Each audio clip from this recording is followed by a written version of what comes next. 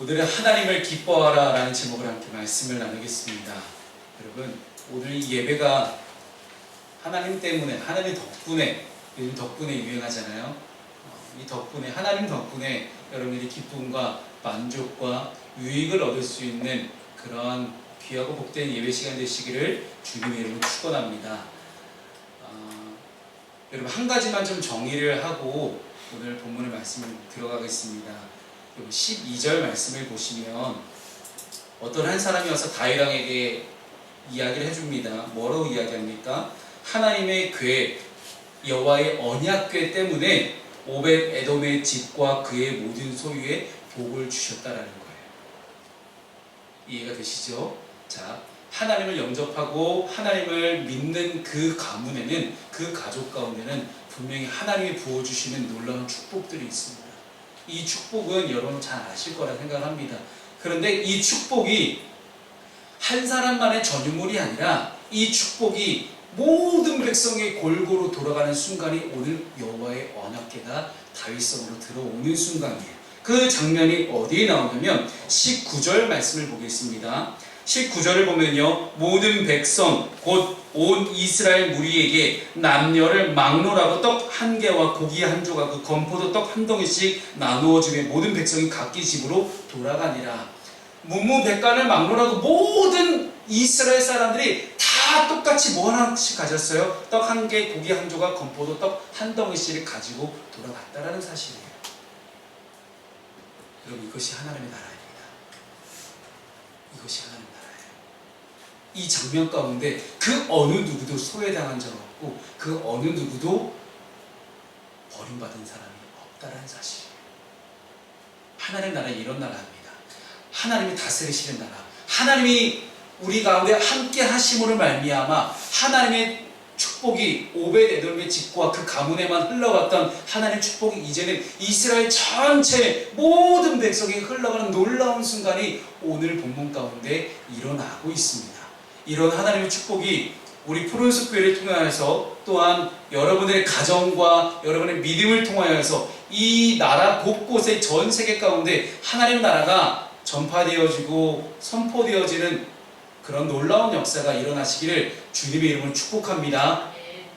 아멘 하신 분에게 강력하게 임하기를 소망합니다. 옛날에 이렇게 장난치면 그래도 다 이렇게 아멘하고 하셨는데 아멘 하셨죠? 다. 그래서 마스크 때문에 안 보이시는 걸 저는 생각합니다. 많은 사람들이 쾌락에 중독되어 있습니다.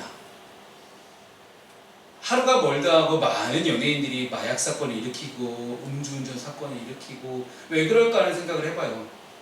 이게 다 쾌락 때문이 아닐까 싶습니다. 이 쾌락이 어떤 삶의 목적이고 그 쾌락을 얻기 위해서 수단과 방법을 가리지 않는 시대가 저는 이 시대라고 생각을 합니다. 그렇다 보니 관계, 승리, 정복, 어떤 돈을 포함한 어떤 물질적인 것들, 어떤 소유, 어떤 여행 가는 것들, 취미, 무언가를 내가 얻고 쟁취하는 것, 어떤 것을 경험하는 것, 이렇게 쾌락들은 정말 다양한 영역에서 우리에게 발생합니다. 그렇다고 이 쾌락이 나쁜 건 아닌데 이 레오나르도 다빈치가 이렇게 말을 남겼습니다. 가장 고귀한 즐거움은 이해의 기쁨이다. 엄청난 메모입니다. 이해의 기쁨이다. 그러니까 뭔가를 깨달았을 때, 뭔가를 이해했을 때 여러분 거기서 얻어지는 그 쾌락은 정말 말로 표현할 수 없을 정도로 그렇게 엄청나게 크게 다가옵니다. 저는 보통 인문학 책을 읽을 때 문학 역사 철학이잖아요. 보통 인문학 책을 읽을 때 저는 그런 쾌감을 느낍니다. 내가 아직도 이런 걸 모르고 살았구나. 앞으로 읽을 책이 너무 많아. 세상에 책은 너무 많은데 이걸 언제 다 읽고 죽습니까? 제가 죽을 때까지 아마 다 못 읽겠죠. 그러니 인간은 끊임없이 겸손해야 되고 끊임없이 다 안다고 자부하지 말고 겸손하게 끝까지 우리는 이해하기 위해서 알기 위해서 노력해야 되는 그런 사람들입니다. 이렇게 삶을 영위하는 데 있어서 쾌락은 필수적이에요. 뭔가를 지식을 넣어서 이해했을 때 얻어지는 쾌락들도 동반하듯이 똑같이 이 쾌락이라는 건 인간에게 없어서는 안 되는 요소입니다. 앞서 소개한 영역들에서 나오는 이 얻어지는 쾌락들은 어떻습니까? 일시적인가요? 아니면 영원합니까? 거의 대부분 일시적인 쾌락에 지나지 않습니다. 결국 일시적인 쾌락은 한 번의 자극으로는 쾌락을 얻어요. 그런데 똑같은 자극을 주잖아요. 똑같은 쾌락이 안 옵니다. 더 큰 자극을 줘야지만 더 큰 쾌락이 와요. 똑같은 자극을 줬어요. 그랬더니 더 큰 쾌락이 올 줄 알았더니 또 아니에요. 그러면 그보다 더 큰 자극을 줘야 돼요. 이게 인간입니다. 끊임없이 욕심과 욕망과 쾌락에 점철되는 이 인간들은 더 큰 자극을 주지 않으면 반응을 하지 못합니다. 이 얼마나 무의미한 존재입니까? 죄라는 것이 그렇습니다. 처음에 거짓말 한 번 할 때는 쉬워요. 근데 그 다음부터는 거짓말보다 더 큰 죄를 짓기 시작하죠. 한 번의 죄는 그럴 수 있습니다. 그런데 갈수록 우리가 이 사단에게 우리의 마음을 내어주기 시작하면 조금 내어줬다가 그 다음은 나중에는 요만큼 커지게 되죠. 그러나 오늘 본문 가운데서는요, 이런 쾌락과 기쁨에 대해서 부정적으로 설명하지는 않습니다. 오히려 기뻐해라, 쾌락을 즐겨라 라고 이야기합니다. 하나님은 쾌락을 우리 인간에게 선물로 주셨습니다. 기뻐할 수 있도록 해주셨어요. 근데 무엇을 가지고 기뻐하느냐라는 조건을 달아주신 겁니다. 무엇 때문에 기뻐할 수 있을까? 어떤 것 때문에 나는 기쁠 수 있을까라는 거예요. 그래서 그 기쁨의 원천이 어디에 있는가? 기쁨의 원천에 따라서 일시적일 수도 있고 영원할 수도 있는 것이 기쁨이라는 것이죠. 그래서 오늘 본문에서는 하나님의 마음에 합한 자, 하나님의 사람이라고 일컬어지는 이 다윗이 무엇을 기뻐했는지가 본문 가운데 드러나고 있습니다. 다윗이 하나님 앞에서 기뻐했던 이 모습을 닮아갈 수만 있다면 저와 여러분을 포함한 우리 모두도 똑같이 하나님께서 오벳에돔의 집에 다윗에게 이스라엘 모든 백성에게 허락하신 엄청난 놀라운 축복을 우리는 함께 누릴 수 있을 것입니다. 그 놀라운 비밀을 함께 시작하도록 하겠습니다. 그렇다면 우리가 하나님을 위해서 기뻐하기 위해서는 뭐부터 해야 되냐면요, 열심보다 순종이 먼저다. 순종. 오늘 본문 이전에 다윗은 아비나답의 집에 거의 방치되다시피 했던 여호와의 언약궤를 이동하려다 큰 실수를 저질렀죠. 기억하시죠? 예, 원래는 메오를 했는데 우사가 아비나답의 아들이었던 이 우사와 아효라는 이 두 명의 아들이 새 수레에다가 블레셋 썼던 방법 그대로 새 수레에 싣고서 언약궤를 가지고 오다가 이게 갑자기 타작마당 소들이 펄쩍펄쩍 뛰기 시작하니까 이 수레가 기울어져서 언약궤가 넘어지려고 하는데 그걸 붙잡았더니 무사가 붙잡았더니 하나님이 이 무사 자식, 너 교만한 자식, 너 자꾸만 여호와 하나님을 소열을 하는구나. 야, 소열하지 마라. 내가 너를 죽이겠다 하고 얘를 터져 죽여요. 그게 페레츠라는 히브리어예요. 그래서 그렇게 죽고 난 다음에 다윗이 엄청나게 큰 충격에 받아서 멘탈이 붕괴됩니다. 그래서 이 다윗은 감히 이거를 내가 지금 모시고 올 수는 없겠다. 너무 두려워 떠는 거예요. 그래서 이것을 오벳에돔이라는 사람의 집에 넣어놨던 겁니다. 그래서 그 과정들을 보게 되면 아니 다윗이 이런 실수를 해? 다윗이 우리가 생각하는 다윗은 그동안 사울을 피해서 도망갈 때도 그리고 이제 블레셋에서 미친 척하면서 침 흘리고 있을 때도 늘 하나님을 바라보며 경외하며 찬양했던 사람입니다. 근데 이 다윗이 그렇게 어려운 순간 가운데 하나님을 찬양할 수 있었던 이유는 언제부터냐면 아주 어렸을 때부터 자기의 직업이 양을 치는 목동이었을 시절부터 그때부터 그는 양들과 함께 밖에서 잠을 자며 양들을 지키며 밤하늘의 별을 보며 달을 보며 온 자연을 바라보며 양을 보며 그는 하나님을 찬양할 수 있었던 그런 사람이었습니다. 어렸을 때부터 하나님만을 바라보고 찬양을 하는 것이 누구보다도 잘 훈련되어 있던 다윗이기 때문에 온갖 어떤 어려움 속에서도 그는 잘 헤쳐나올 수 있었는데 아니 여기서 실수를 할 줄은 누가 알았겠습니까? 여러분 누구나 실수할 수 있습니다. 그렇죠? 실수의 원인은 매우 다양하지만 그 가운데서 우리가 왜 실수할까를 돌아보면 그 많은 경우들 중에 이런 경우들이 있어요.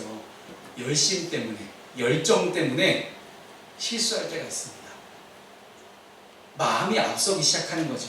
근데 끌어오는 그 열정, 막 뭔가를 하고 싶은 막 그 열정 때문에 하나님의 방법을 사용하지 않고 그리고 한 번 더 생각하지 않고 그냥 섣불리 말을 내뱉거나 아니면 섣불리 행동하는 그런 가운데서 우리는 실수를 하게 됩니다. 그래서 제가 계속해서 이제 써놓고 이제 잊어버리지 않게 붙여놓는 문구가 하나 있습니다. 제 책상에. Think twice. 제가 청년들에게 몇 번 얘기를 했었는데요. Think twice. 2번 생각하라는 거예요. 2번을 생각하자. 왠지 아세요? 한 번 생각할 수 있잖아요. 근데 왜 제가 2번 생각하라고 하냐면 첫 번째는 first는 기도예요. first는 기도고 두 번째 second는 생각입니다. 세 번째가 계획을 세우는 거예요. 네 번째가 행동을 옮기는 거예요. 다섯 번째가 평가를 하는 거예요. 청년들 아무도 안 적냐 어떻게 적으라고 이거나 이런 거 야 어디서 못 들어 어디 가서 들을 거야. 다시 한번 말씀드릴게요. 첫 번째 뭐라고요? 기도하시고, 두 번째 생각하시고, 세 번째 계획을 세우고, 네 번째 행동을 옮긴 다음에 다섯 번째 평가를 하세요. 스스로. 이것만 잘해보시면 여러분 인생이 달라집니다. 청년들 잘 들으시라고 요하나. 이것을 계속해서 제 안에서 하기 위해서 스스로 이 앞에 책상에 붙여놓잖아요. 이런 것들 이렇게 붙여놓고 있는 거예요. 왜냐? 첫 번째 기도를 잊지 않기 위해서. 딱 중간에 껴있잖아요. 계획 세우고 실행을 옮기는 건 정말 쉬워요. 그거는 그래서 솔직히 적어놓지 않아도 막 할 수 있어요. 근데 첫 번째 기도하고 두 번째 생각하는 것, 이거는 이 단계가 너무 힘들거든요. 이거를 저는 저의 여러분을 포함해서 모든 사람들이 똑같이 했으면 좋겠습니다. 첫 번째 무조건 기도하고 그 다음에 생각하는 거예요. 근데 다윗이 그걸 안 했어요. 왜? 마음만 앞섰기 때문에 어떻게든 빨리 이 아비나답의 집에는 이 언약궤를 빨리 가져올 생각만 했지 어떻게 하나님께 기도하고 어떻게 이걸 메워와서 어떻게 이걸 모셔드리고 생각을 안 한 거예요. 참 희한합니다. 그런데 여러분 중요한 사실은요, 이 사무엘서와 열왕기서에 흐르는 이 다윗의 일생을 돌아보면요, 다윗이 늘 실수할 때가 언제냐면 기도하지 않고 행동했을 때는 다 실수한 장면이 적혀 있어요. 이스라엘 인구 조사 때도 그랬고요, 밧세바를 간음할 때도 그랬고요, 우리야 장군을 죽일 때도 그랬고, 모든 실수 안 하면 앞에는 다 뭐가 붙어있냐면 기도하지 않았다는 모습이 뭐 성경 적혀있지 않습니다. 그런데 왜 적혀있지 않는지 제가 이렇게 말씀을 드리냐면, 다른 장면에는요 다윗이 여호와께 묻는 장면이 다 나와요. 근데 여호와께 묻는 장면이 없을 때는 꼭 이렇게 실수가 나옵니다.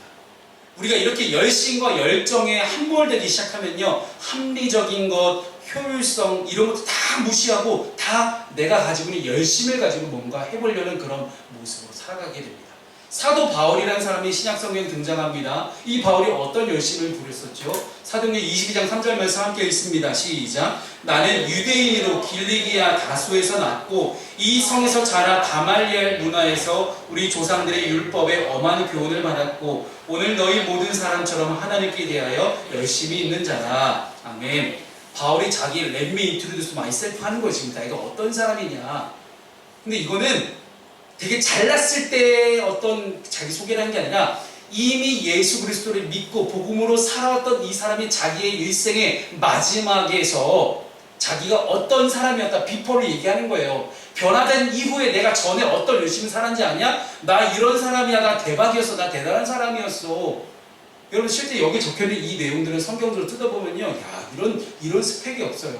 대단한 사람입니다. 그런데 그 열심을 가지고 했던 바울이 사울 시절에 했던 일이 뭐였습니까? 예수 믿는 사람을 다 잡아다 죽이는 것. 이게 사울이 하던 짓이었어요. 놀라운 스펙을 가지고 열심을 가지고 열정을 가지고 하던 것이 예수 믿는 사람을 잡아다 죽이는 것. 근데 그 자리에서 뭐만 남아있습니까? 율법. 바울의 열심만 남아있었다는 거예요.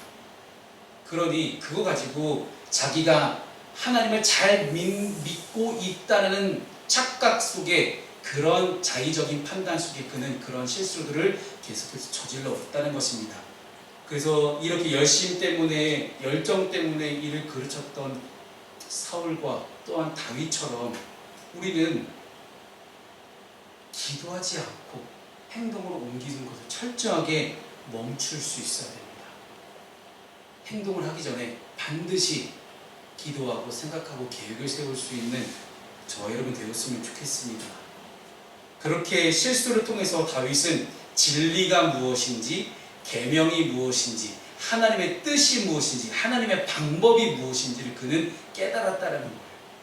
그리고 그 깨달은 것을 오늘 실천으로 옮깁니다.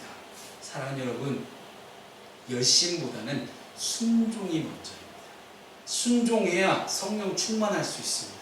순종해야만 하나님의 뜻을 알 수 있습니다. 순종해 보지 않으면 하나님의 뜻을 전혀 알 길이 없다라는 거예요. 왜요? 순종해 보지 않으면 처음부터 끝까지 늘 신실하게 늘 올곧게 나를 인도하시는 하나님의 인도하심을, 일하심을, 운행하심을 우리는 경험할 수 없기 때문입니다. 그래서 우리는 열심보다 첫 번째 무조건 순종이 우리에게 있어야 할 줄을 믿습니다. 하나님 기뻐하신 뜻이 무엇인지, 방법이 무엇인지 먼저 분별하고, 불타는 뜨거움보다는 마음속으로 좀 버거워도, 즉 부담되는 말씀에 순종할 수 있는 거룩한 부담감이 이제 우리에게는 좀 있어야 된다는 사실입니다.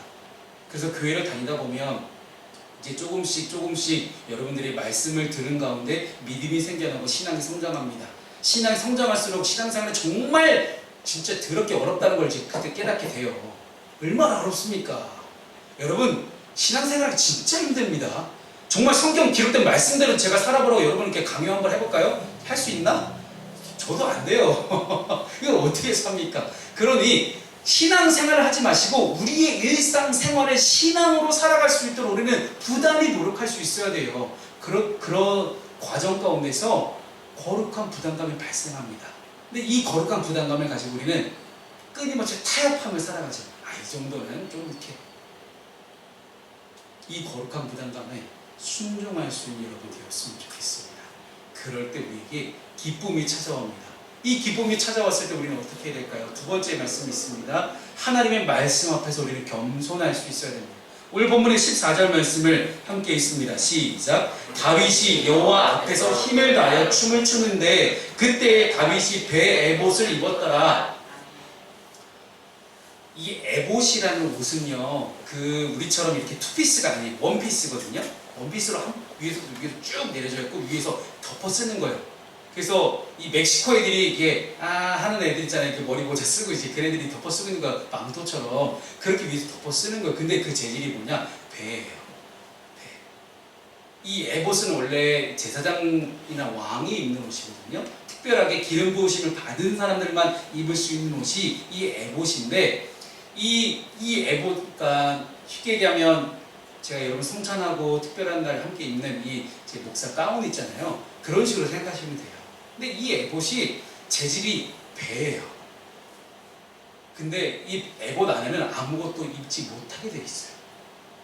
맨살에다가 배 옷을 입은 거예요.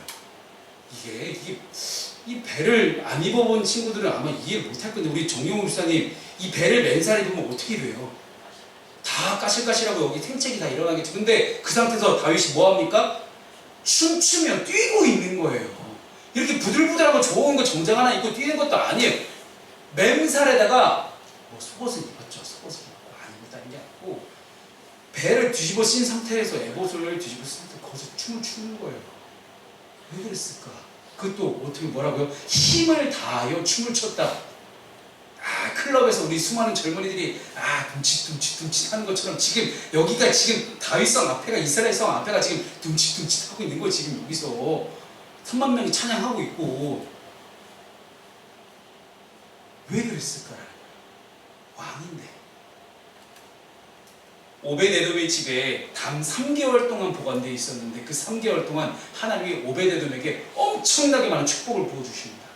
그러니까 여러분, 신앙생활은 길고 짧은 게 대수가 아니에요. 짧게 믿어도 제대로 믿는 게 중요합니다.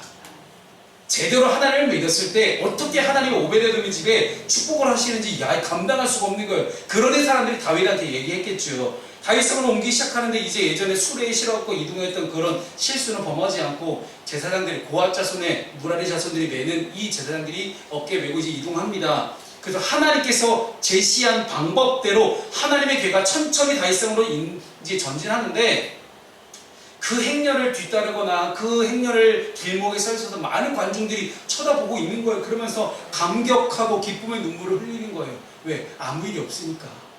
3개월 전에 우사가 터져 죽는 것처럼 그런 비극적인 일이 일어나지 않고 무사히 이 축복이 하나님이 나와 함께 하시는구나. 이제 여러분, 이거를 우리가 우습게 생각하면 안 되는 게요, 지금은 우리가 언제든지 교회에 와서 하나님을 만나고 예배하고 우리 일상 속에서 하나님을 만날 수 있지만, 이때 당시 이스라엘 사람들 머릿속에는요 언약궤가 하나님이에요. 근데 이 하나님이 나타나실 때 구약 속에는 늘 구름과 천둥번개와, 우리 지난 주말에 천둥번개 엄청 쳤잖아요. 그렇게 막 임하시니 하나님이 얼마나 두려운 존재였겠어요. 그런데 그 하나님이 오베데돔이 지금 엄청난 축복하셨던 그 하나님이 지금 나와 함께 하시는구나, 지금 내가 살고 있는 이 성 안으로 여호와 하나님께서 들어오시는구나. 우와, 여러분, 이게 진짜 어마어마한 겁니다. 아니, 제가 뭐 어떻게 이 대단한 건데 말로 표현할 방법이 없네 진짜. 제가 여러분 설교를 준비하면 얼마나 가슴이 벅찼겠어요. 하나님이 내 안에 들어오신다는데, 아니 뭐 우리 집에 좋은 냉장고 하나 들어오고 좋은 TV 하나만 들어와도 그 얼마나 기분이 좋아요. 그게 새 차 샀다고 우리 지성이 얼마나 좋아했어요. 그때 중고차긴 하지만 어쨌든 그렇게 기분이 좋은 거예요. 근데 그 모든 것들 다 운행하시고 주관하시는 하나님이 내 안에 어마어마하게 들어오시는데, 지금 그러니 이스라엘 백성들은 진짜 기쁨의 눈물을 흘리는 거예요. 와, 똑같은 반응을 보인 게 어디냐면, 예수님이 예루살렘 성에 들어가실 때 종려나무 가지 흔들면서 호산나 호산나 외치잖아요. 이제 우리를 구원해달라고, 때가 됐구나, 이제 우리 로마로부터 벗어날 수 있겠구나. 그 왕을 맞이하는 그 장면, 그때처럼 똑같이 이스라엘 백성들은 여호와의 언약궤를 경험하고 있는 거예요. 여러분, 그런 감격이 있으십니까? 처음 하나님 만났다는 감격. 그래도 아무리 대충 교회를 다닌다고 해도 처음 내가 하나님이라는 분이 좀 느껴졌던 그 순간, 나 좀 은혜 받은 것 같아? 라는 그런 마음들, 그거 기억하세요? 여러분, 그걸 잊지 않길 바랍니다. 그 마음. 왜냐면 이스라엘 백성들은요, 광야를 떠도는 40년간 이 여호와의 언약궤가 자기들을 어떻게 지켜주고 있는지를 선조들 통해서, 조상들을 통해서, 자기 아버지를 통해서 들어왔어요. 그렇기 때문에 이거 없으면 안 된다는 걸 그들은 알아요. 여러분, 정말 주님 없으면 안 되십니까? 정말 주님 없으면 안 된다는 그런 인생을 살아가세요? 그래야만 우리 주님 한 분만으로 만족할 수 있다는 겁니다. 이스라엘 축제 분위기죠. 그랬으니 다윗도 왕이 뭐가 중요해요. 다윗이 이 자리에서 왕이지만 춤을 출 수 있었던 까닭은 뭐였냐면, 그는 이스라엘의 진짜 왕이 누구인지를 분명히 백성들 앞에서 나타내고 싶었던 겁니다. 하나님 비록 나를 기름 부어줘서 인간의 왕으로 세워주셨지만, 이스라엘이란 나라의 진짜 왕은 내가 다윗이 아니라 하나님이시다 라는 것들을 다윗은 백성들에게 알려주고 싶었고, 그들과 하나 되기 원했습니다. 하나님의 나라가 이런 나라입니다. 명예를 뒤로 필요하지 않고, 권력을 부려하지 않고, 나 잘났네, 나 좀 대접받고자 하는 게 아니라, 같이 함께 기뻐하고 함께 슬퍼하고 함께 나누고 함께 베풀고, 그런 나라가 하나님의 나라예요. 그러니 이때의 이스라엘은 얼마나 하나님이 기뻐하셨을까요?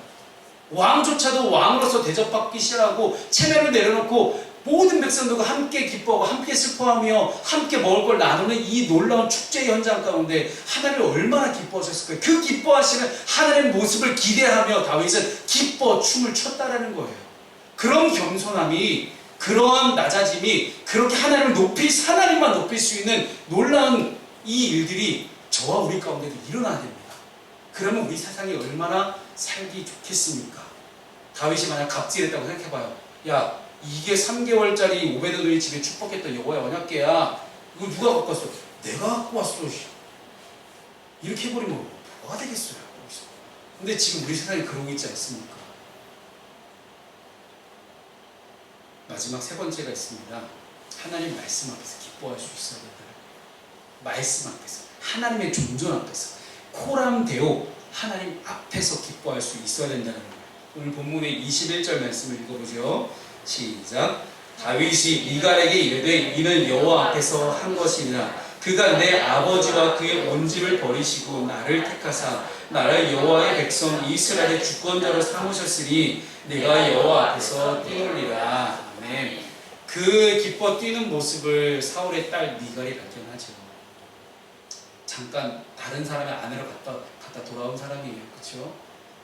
왜 다윗이 도망쳤을 때. 근데 그 사울의 딸, 자기를 죽이려고 했던 원수였지만 자기의 1대 왕이었던 사울의 딸 미갈입니다. 그러니까 다윗을 업신여기며 왕으로서 방탕한 자가, 즉 몸 파는 사람이 그렇게 많은 사람들한테 몸을 드러내 보이는 것처럼 그렇게 왕이 자기 몸을 드러냈다고 핀잔을 주고 있는 거예요. 그런데 다윗은 미갈의 말에 아랑곳하지 않고 내가 여호와 앞에서 뛰놀리라 라고 고백을 합니다. 오히려 자신을 낮추고 하나님을 높이는 사람이죠. 즉 다윗은 하나님을 기쁘시게 하는 자였어요. 여러분 혹시 요즘 페이스북에 많이 도는 그런 거 아세요? 당신의 묘비명 뭐 이렇게 뭐 적히는 거 그런 거 있더라고요. 근데 저는 이미 20년 전에 제가 대학교 1학년 때 제가 정했어요. 하나님을 기쁘시게 하는 자, 윤명진 여기에 잠든 자. 제 목표가 딱 하나입니다. 하나님을 기쁘시게 하는 사람. 그러려면요, 하나님을 기쁘시게 하려면 하나님이라는 대상이 뭘 가지고 기뻐하는지를 알아야 될 거 아니에요. 아니 그 사람을 정말 좋아해. 내가 종혁을 정말 좋아해. 그럼 종혁이가 뭘 좋아하는지 알아야 될 거 아니에요. 그래서 제가 버거킹 사주면 얘가 겁나 좋아해요. 갑자기 종혁이가 버거킹 짜리로 떨어지는데 아니에요. 얘 다른 거 좋아하는 거 많습니다. 어쨌든 그냥 예를 든 거예요. 버거킹 좀 사실 엄청 좋아하더라고요. 이 누나도 그렇고. 버거킹 참 맛있습니다. 그러니 하나님이 뭘 좋아하시는지 알아야 될 거 아니에요. 하나님이 뭘 좋아하시는지. 그런 고민 해보셨어요? 내가 믿는 하나님은 과연 뭘 좋아하실까? 되게 근본적인 질문입니다. 우리의 신앙에 있어서 하나님 과연 어떤 걸 좋아하실까? 우리는 늘 사람을 기쁘게 하는 인생을 살아가요. 이렇게 하면 우리 애들이 맛있게 잘 먹겠지? 우리 딸들이 해신탕 해주면 정말 맛있겠지? 그래요. 그렇게 우리는 하나님이 뭘 좋아하시는지 끊임없이 고민할 수 있어요. 왜? 사랑한다면서. 하나님 먼저 날 사랑하셨고 내가 하나님 사랑한다면서요. 아니 사랑하는 존재가 뭘 좋아하는지 알아야 될 거 아니에요. 근데 왜 우리 그런 고민을 안 해요? 교회 공동체로 모였으면 교회가 그거 고민하는 자리예요. 우리 교회라는 곳은요, 하나님 뭘 좋아하시는지 뭘 기뻐하시는지 그거를 고민할 수 있는 사람들이 모인 공동체가 교회라는 곳입니다. 근데 여기서 내가 잘나는 네가 잘나는 하고 있으면 안 되잖아요. 뭘 먹을까 무엇을 마실까 염려하지 말라잖아요. 왜? 하나님 다 아시니까. 그럼 그가 다 아시는 하나님이 기뻐할 수 있도록 우리는 준비를 하는 그런 곳이 바로 교회라는 공동체입니다. 여러분 최근에 하나님 때문에 기뻐 보신 적 있으세요? 최근에 어떤 경험이 있으십니까? 좀 여러분 스스로 한번 생각해 봤으면 좋겠어요. 앞으로 한 주간 동안 이 오늘 본문 말씀해가지고 여러분 묵상하시고 또 힘을 얻어서 살아가실 텐데 사람 때문 말고 뭐 했던 거 말고 그냥 하나님 때문에 기뻐했던 최근에 나의 경험은 뭐가 있었을까라는 생각. 기도한 대로 의도하지 않아도 하나님이 인도하신 그 모습을 바라보며 저는 하나님 때문에 기뻐했어요. 너무나 기뻤어요. 힘들 때 제 옆에 이 사역을, 이 청소년 사역을 함께 할 수 있는 동역자를 붙여주신 게 너무 감사했어요. 제가 의도하지 않는데 자꾸 옆에서 와서 붙어요. 얼마나 기쁩니까? 하나님이 아닌 다른 것에서 기쁨을 찾아왔었다면 이제는 하나님으로 인한 기쁨은 세상이 주는 기쁨과는 이제 다르구나. 쾌락과는 다르게 내 마음과 몸과 영혼을 영원히 즐겁게 해주는 게 하나님으로 인한 기쁨이구나를 여러분 잊지 않았으면 좋겠습니다. 그 기쁨은 영원한 기쁨입니다. 존 파이퍼라는 유명한 목사님이 자신의 저서 하나님을 기뻐하라 라는 책을 지셨는데 한번 꼭 읽어보시길 추천드립니다. 하나님을 기뻐하라. 정말 좋은 책인데요. 이 안에 기독교 희락주의라는 것을 이제 주장을 하세요. 하나님을 기뻐하는 것에서 가장 깊고 영구적인 행복을 찾을 수 있다라는 그런 문구가 이 책 가운데 들어가 있습니다.